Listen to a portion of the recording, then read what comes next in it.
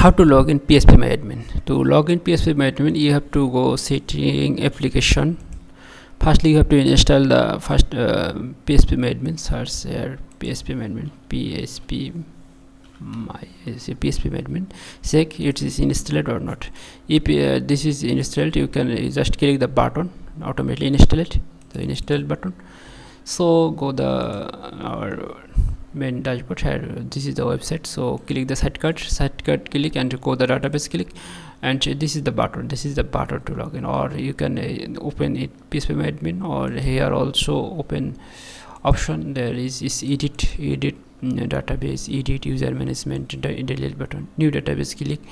So when you click this button or this button, you open easily this is the PHPMyAdmin of the website. So this is the PHPMyAdmin of the website. This is the website, simple website from the WordPress database. So you can easily handle the PHPMyAdmin from the FastPanel. So to use FastPanel, I hope you enjoy the FastPanel by using this. Thank you.